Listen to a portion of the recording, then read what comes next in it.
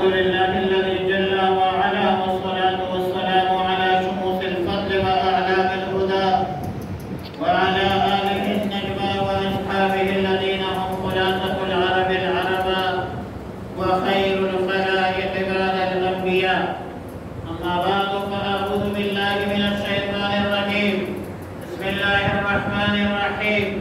قد أفلح من تزكى وذكر اسم ربه فصلى، بل تؤثرون الحياة الدنيا والآخرة خير وأبقى.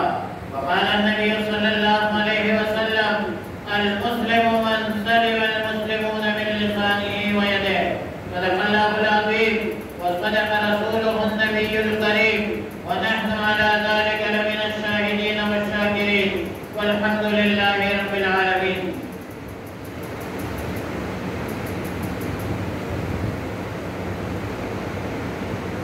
الحمد لله الذي حمدا طيبا كثيرا مباركا كما أمر، ونشهد أن لا إله إلا الله وحده لا شريك له إرغاما لمن جهد به وكفر، ونشهد أن سيدنا وسندنا ومولانا محمدا عبده ورسوله سيد الخلائق والبشر، وعلى آله وأصحابه هم مفاتيح الرحمة ومصابيح الغرر.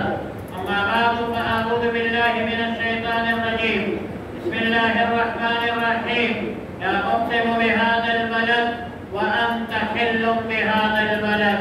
وقال النبي صلى الله عليه وسلم: أرحم أمتي بأمتي أبو بكر رضي الله تعالى عنه، وأشدهم في أمر الله عمر رضي الله تعالى عنه، وأتقهم حياة عثمان رضي الله تعالى عنه، وأقداهم علي كرم الله تعالى وجهه. وقال النبي صلى الله عليه وسلم: عليكم بسنتي وسنة الخلفاء الراشدين المهديين، تمسكوا بها وعضوا عليها بالنواجذ. اللهم اجعل جمعنا هذا جمعا مرحوما، ولا تجعل فينا شقيا ولا محروما، وتفرقنا من بعده تفرقا معصوما. إن الله يأمركم بالصلاة وينهاكم عن الصلاة.